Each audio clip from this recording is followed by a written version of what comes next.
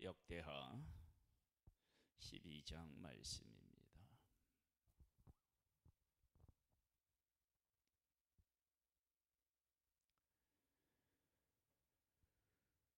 1절 말씀이 모든 상황을 다 설명하고 있습니다.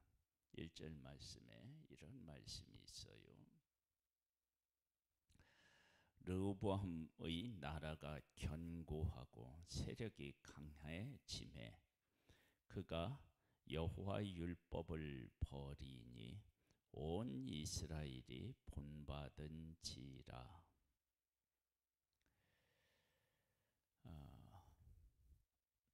이들이 어떻게 강해졌느냐? 남과 북으로 갈려진 상태, 그리고 남쪽 유다는 두 지파만 모였는데도 불구하고 강해지고 또 견고해지고 강해졌다. 어떻게 이런 일이 있을 수 있느냐? 그러면 북쪽 이스라엘 여로보암 왕이 제사장이 아닌 자원하는 사람들로 제사장을 세우고 그리고 레히 사람 거기 돕는 사람도 마찬가지겠죠. 그러니까 원래 하나님께서 임명한 제사장들을 다 해임하고 쫓아내요. 레히 사람도 마찬가지고 그 사람들이 어디 갈 데가 없잖아요. 그러니까 남쪽 유다 예루살렘에 다 모이게 되었습니다. 그리고 북쪽 이스라엘이 하나님을 떠나서 우상을 섬기게 되니까 하나님을 섬기는 사람들이 견딜 수가 없어서 남쪽 유다로 와서 함께 하나님을 섬기게 됩니다. 그래서 남북으로 갈라지면서 남쪽에 영적 부흥기가 와요. 그 기간을 성경은 3년이라고 이야기하고 있어요. 3년 동안 그들이 하나님을 잘 섬겨서 이 3년이 그들의 삶을 바꿔놓은 거예요. 그래서 나라가 견고해지고요, 강해지니까 이것도 교만해져서 하나님을 떠나고 이 모든 것들을 자기들이 이룬 것처럼 생각하게 되는 거예요. 2절에 보면 이렇게 나와요. 그런 것을 백성들이 왕이요 그렇게 하면서 안 됩니다. 그렇게 해야 되는데 백성들도 교만해지는 거죠. 같이 이제 타락하게 된 거예요. 그들이 여호와께 범죄하였으므로 르호보암 왕 제5년에 애굽 왕 시삭이 예루살렘을 치러 올라오니 그에게 병거가 1200대요 마병이 6만 명이며 애굽에서 그와 함께 온 백성 곧 리비아의 숫과 구스 사람이 헤아릴 수 없이 많더라. 시삭이 유다의 견고한 성읍들을 빼앗고 예루살렘에 이르니 그때에 유다 방백들이 시삭의 일로 예루살렘에 모였는지라. 선지자 스마야가 르호보암과 방백들에게 나와 이르되 여호와께서 이같이 말씀하시기를 너희가 나를 버렸으므로 나도 너희를 버려 시삭의 손에 넘겼노라 하셨다 한지라.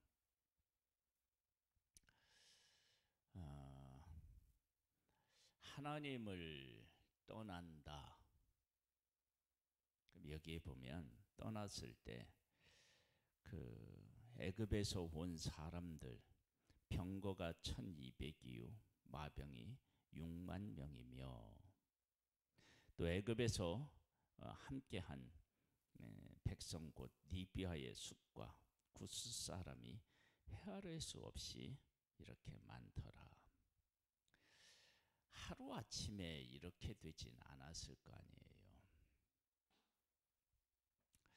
참 우리가 그 하나님 안에서 살아가는 그 삶의 원리를 이렇게 보면 내가 하나님의 뜻대로 이렇게 살아가게 되면 그 하나님의 뜻에 함께 할 사람이 예비되어 있고요.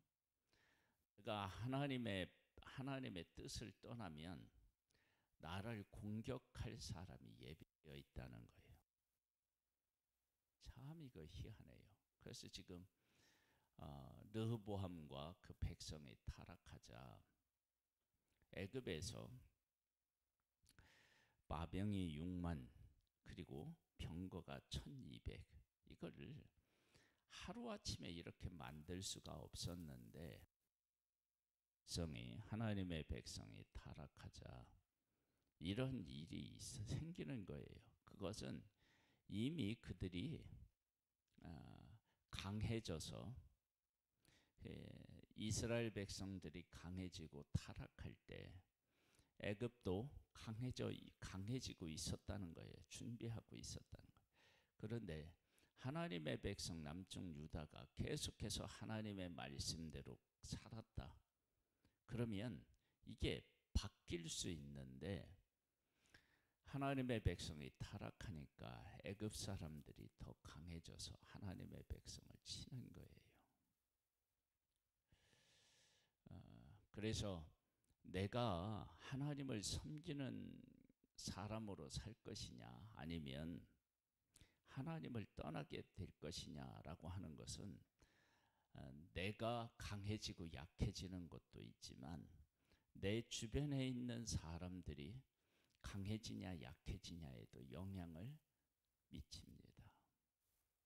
그래서 내가 하나님의 뜻대로 살아가고 하나님의 능력을 덧입으면 내가 가장 강한 하나님의 사람으로 승리를 얻을 수 있고 하나님을 떠나면 문제가 생기게 되지요. 볼까요? 넘겼노라 하셨다 한지라 이에 이스라엘 방백들과 왕이 스스로 겸비하여 이르되 여호와는 의로 오시도다 하매 여호와께서 그들이 스스로 겸비함을 보신지라 여호와의 말씀이 스마야에게 임하여 이르시되 그들이 스스로 겸비하였으니 내가 멸하지 아니하고 그들을 조금 구원하여 나의 노를 시삭의 손에 통하여 예루살렘에 쏟지 아니하리라. 하나님을 아프게 한 것은 큰데 그것을 감해 주시겠다. 왜 그러느냐? 하나님께서 애굽을 통해서 이스라엘을 심판하려고 하신다는 이야기를 듣고 회개한 거예요. 스스로 겸비한 게 회개인데요. 그렇게 회개한 거예요. 그때 하나님이 그 화나신 것을 이렇게 접으시고 조금만 그들을 치게 하시겠대요. 왜 조금만 치게 하시느냐? 그 이유가 있어요. 분명히 이렇게 나와요. 그러나 그들이 시삭의 종이 되어 나를 섬기는 것과 세상 나라들을 섬기는 것이 어떠한지 알게 되리라 하셨더라. 하나님을 섬겨서 하나님이 주시는 복을 받아 누리는 것과 이방 나라 사람들의 종이 되어서 살아가는 것에 어떤 차이가 있는지를 이들이 어떻게 되냐면 깨달아 알 수 있도록 하나님이 하시겠다. 그러니까 하나님의 징계는 그들을 벌하는 것이 목적이 아니라 하나님 안에서 살아가는 그 가치와 의미를 바르게 깨닫게 하려는데 그 의미가 있었다라고 하는 그 목적이 있었다라고 하는 것을 알 수 있습니다. 그래서 우리가 우리의 삶에 어려움이 있을 때 그 어려움을 통해서 하나님의 은혜를 발견하고 그 하나님의 은혜를 발견해서 그 가운데 거하는 나로 세우면 그 기간은 결코 나의 삶에 마이너스가 아니라 플러스가 된다라고 하는 사실을 알아야 돼요. 하나님은 인간이 망하는 것을 원치 않으십니다. 하나님은 모든 사람이 구원을 얻는 것을 원하시는 것처럼 하나님의 백성들을 하나님이 치실 때 그들이 고통을 겪고 망하게 하기 위함이 아니라 하나님께로 돌아와서 하나님과 함께 살기를 원하신다라고 하는 것입니다. 자, 볼까요?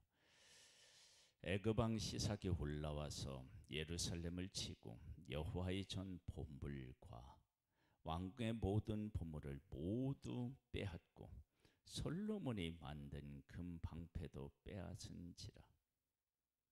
얼씨구나 하고 가져가지 않았겠어요? 그러니까 하나님이 주시는 복으로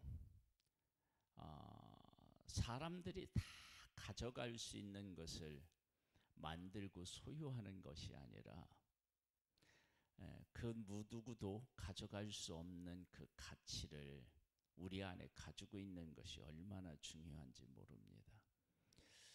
솔로몬이 금 방패를 만들었다라고 하는데 얼마나 부유했으면 금으로 방패를 만들겠어요? 그걸 가지고 가서 싸우진 않을 거예요. 그냥 보여주기식이죠. 그런데 솔로몬이 죽고 나서 그 아들 르호보암 왕이 됐을 때 하나님의 백성들이 와서 뭐라고 얘기하냐면 우리 너무 힘들다. 노역하는 것도 힘들고 세금을 많이 내는 것도 힘들다. 그렇게 이야기를 해요. 그런데 금 방패는 여전히 있는 모습을 보게 돼요. 즉 하나님이 주시는 것을 가지고 어떻게 사용해야 하느냐라고 하는 문제도 아주 중요한 것을 알 수 있어요. 그래서 솔로몬이 한 위대한 그 업적 그러면은 뭐 그 성전도 짓고 왕궁도 짓고 뭐 또 성들도 다 견고하게 하고 그랬는데 그것이 시간의 흐름에 따라서 도가 지나쳐서 백성들로 하여금 너무 많이 일을 하게 했고 그리고 너무 많은 세금을 내게 했다. 그래서 남과 북이 갈라지게 되는 원인을 제공해 준다. 그래서 우리들이 하나님께서 우리들에게 주시는 복을 어떤 것에 어떻게 사용할 것이냐라고 하는 문제가 정말로 대단히 중요합니다.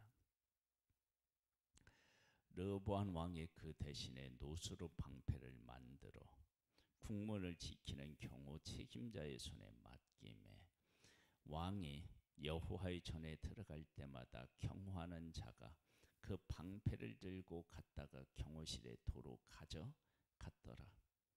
이 노수로 만든 방패만도 귀했던 거예요.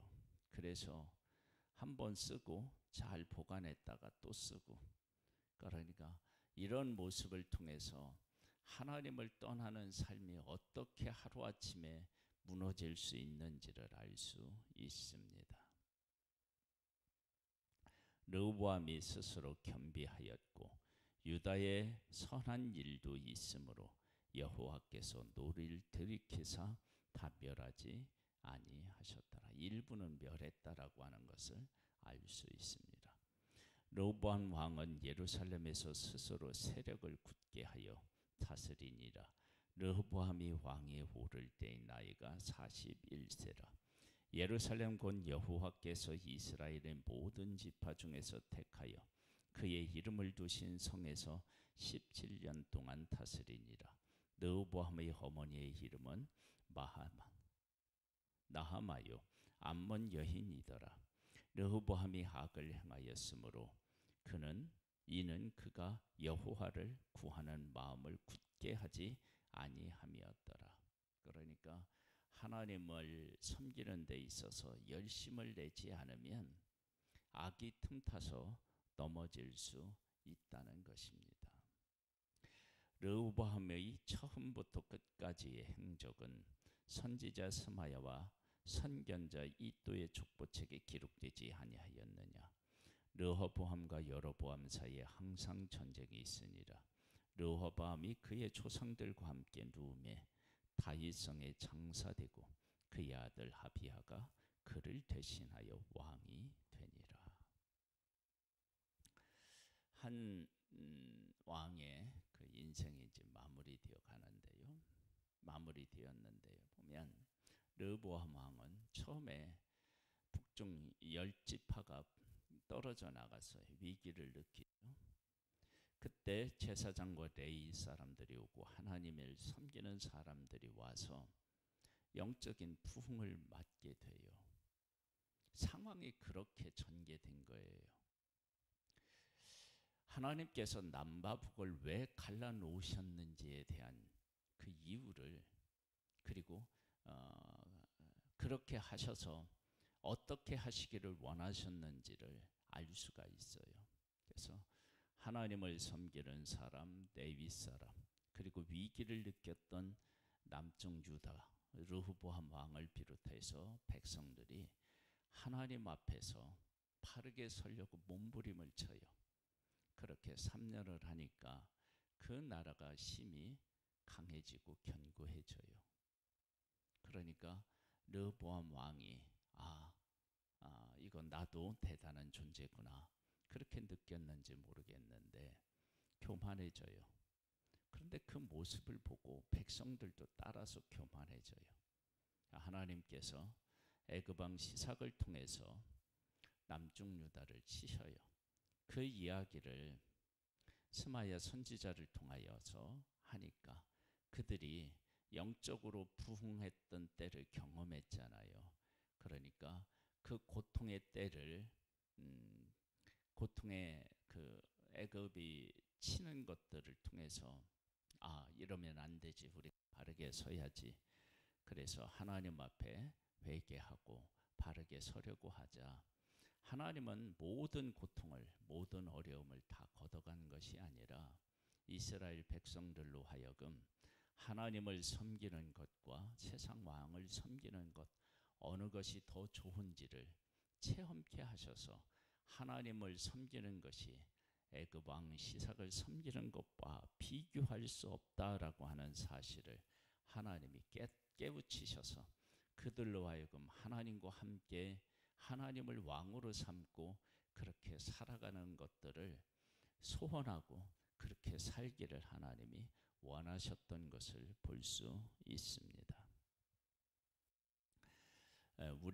우리가 위기의식을 느끼고 하나님을 섬기고 이럴 수 있는 것, 그것이 얼마나 큰 복인지를 우리가 깨달아 하려고 우리의 마음을, 여기에 보면 그가 여호와를 구하는 마음을 굳게 하지 아니함이었더라. 그래서 이게 넘어지는데 우리의 마음이 하나님을 향하여 견고하게 서서 하나님의 뜻을 따름으로 우리보다 강한 자가 없게 우리를 세워나가고 세상을 향하여 하나님이 어떤 하나님이신지를 나타내 보이는 그런 복된 삶이 될 수 있기를 주님의 이름으로 축복합니다. 아버지 하나님, 우리에게 은혜를 베풀어 주시옵소서. 우리가 하나님을 바르게 깨달아 알고 하나님께 뿌리를 두고 하나님을 경외하고 섬김으로 하나님과 함께 살아가는 복을 누리고 사람들에게 하나님이 어떤 분인지를 나타낼 수 있는 그런 복된 삶이 되기를 원합니다. 하나님이여, 성령을 우리에게 허락하여 주시고 충만케 하여 주셔서 이 모든 것들을 고백하고 그 가운데 거하고 그 가운데서 살아갈 수 있게 되기를 원합니다. 예수님의 이름으로 기도드립니다. 아멘. 하늘에 계신 우리 아버지여, 이름이 거룩히 여김을 받으시오며 나라에 임하옵시며 뜻이 하늘에서 이룬 것 같이 땅에서도 이루어지리이다. 오늘날 우리에게 일용할 양식을 주옵시고 우리가 우리에게 죄 지은 자를 사하여 준 것 같이 우리 죄를 사하여 주옵시고 우리를 시험에 들게 하지 마옵시고 다만 악에서 구하옵소서.